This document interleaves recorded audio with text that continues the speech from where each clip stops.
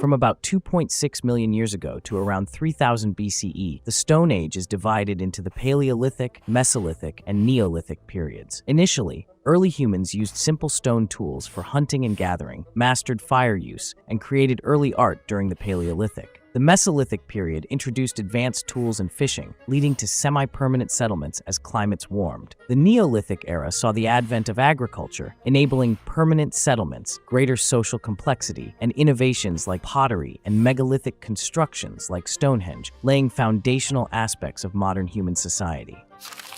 The Bronze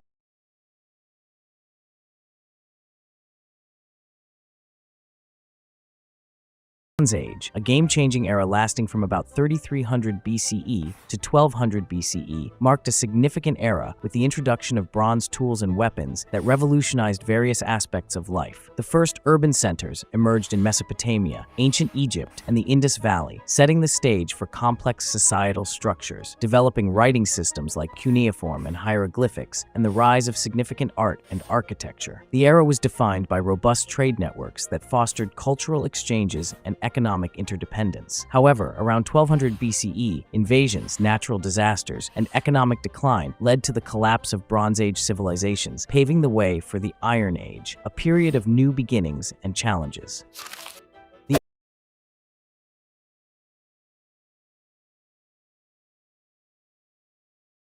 The Iron Age, starting around 1200 BCE and varying by region, was defined by the widespread use of iron and steel, enhancing tools and weaponry. This era witnessed the rise of powerful empires like the Hittites, Phoenicians, and Romans, driven by advancements in smelting techniques. Iron's abundance increased agricultural productivity, military prowess, and societal stratification, fostering urban growth and state formation. Cultural exchanges flourished through expanded trade networks, spreading technologies and writing systems such as the Greek alphabet and Phoenician script. The period generally concluded with the Roman conquests, persisting in some parts of sub-Saharan Africa until the 19th century.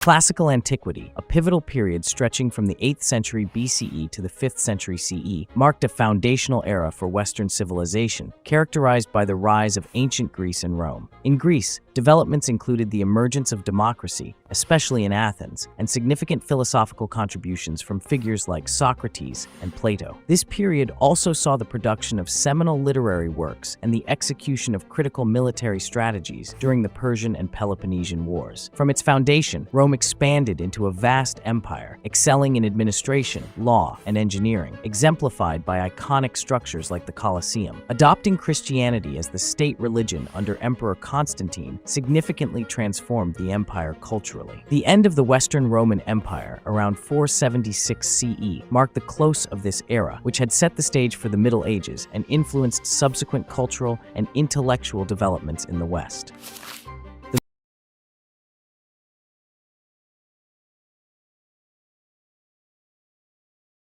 The Middle Ages, spanning from the 5th to the late 15th century, was a transformative period that began with the fall of the Western Roman Empire and evolved through the early, high, and late stages. It saw the establishment of the feudal system, the spread of Christianity, and the impact of the Viking and Magyar invasions. Technological and agricultural advancements spurred economic growth and urban development during the High Middle Ages. At the same time, the first universities and the Crusades broadened cultural and intellectual horizons. The late Middle Ages were marked by the Black Death and the 100 Years' War, precipitating significant social changes and setting the stage for the Renaissance. Key cultural developments included Gothic architecture and the chivalric code, with enduring literary contributions like the Arthurian legends, underscoring the era's complex legacy and its foundational role in modern European society.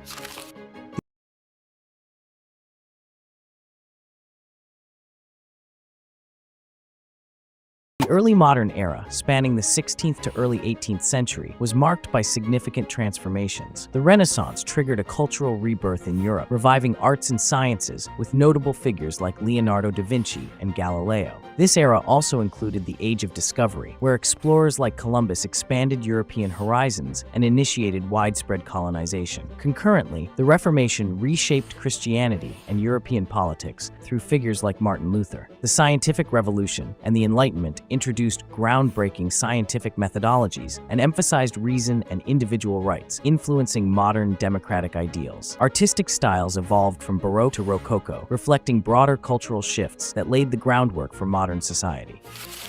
The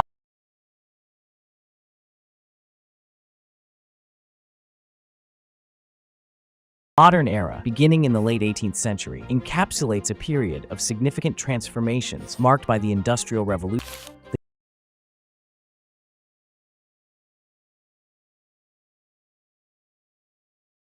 The contemporary period, spanning from the mid-20th century to the present, is characterized by rapid technological advancements, globalization, and profound socio-political changes. Marked by the rise of the information age, biotechnology, and space exploration, this era has revolutionized communication, healthcare, and beyond. Globalization has interconnected economies, facilitated cultural exchange, and increased migration, leading to multicultural societies. Politically, the period witnessed decolonization, the Cold War and its aftermath, and the rise of international organizations like the UN and EU. Human rights movements and environmental concerns, particularly climate change and sustainability, have gained prominence. Economically, there has been a shift from industrial to service economies, the rise of emerging markets, and the impact of financial crises such as the 2008 global recession. Cultural and social trends include the dominance of digital culture and global health challenges like the COVID-19 pandemic. Significant events like the Apollo 11 moon landing, the fall of the Berlin Wall, and the September 11 attacks have shaped this dynamic and interconnected period.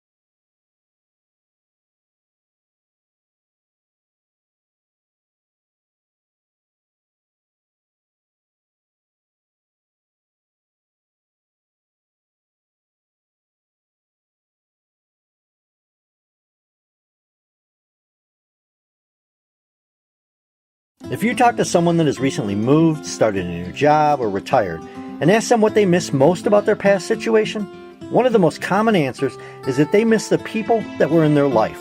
What that actually means is that they miss the social connections or relationships that they had with those people. Social connections or social interactions with other individuals is crucial to mental health, which in turn is crucial to overall health. The lack of social connections has shown to increase stress hormones, weaken the immune system, and lessen cardiovascular functions. People who are lonely tend to consume more alcohol, exercise less, have less quality sleep, and fatigue easily. Social relationships allow you to share your achievements and have support when times are tough. Imagine achieving a long-term goal you had. What's the first thing you want to do? Tell someone, of course. Or imagine if something terrible happens. Not having someone to lean on and talk to can make that event linger and make you feel even more isolated. Giving support in relationships can actually be more beneficial than receiving support. When someone shares something positive in their life with you, it's a compliment. They wanted you to be a part of their success, and they know that you have a sincere interest in their life. And when someone shares a tragedy in their life, you know they really trust you, and they're looking to you to help them through this difficult time. Now, some social relationships can be bad. A person that is constantly negative and has a poor outlook can bring you down and cause stress, making that relationship toxic. Someone that always talks about themselves and makes all of your interactions about them, well, that's not really a social connection. In that case, you're just an audience member in their one-person show on how wonderful their life is. Poor marital or poor relationship quality can also weaken the immune system and erode physical health. Dealing with stress from a poor relationship can lead to over-consuming food or alcohol, smoking, or taking medications to deal with the stress, which in turn can damage systems in the body. Connections through social media can be beneficial by allowing you to stay in touch with friends and family. However, social media connections are not a good alternative for face-to-face, in-person contact. And too much time spent on social media can lead to more isolation and a greater feeling of loneliness. It's a good practice to use social media in moderation. To be healthy, we need people in our lives. It doesn't need to be 5,000 Facebook friends, and we don't have to have everyone like us. Having strong social relationships with just a few people is fine. A few people that we can share life's good and bad moments with, a few people that we can connect with on a regular basis with no stress and no judgments. A few people who accept us for who we are. Surround yourself with good people, folks. Good people.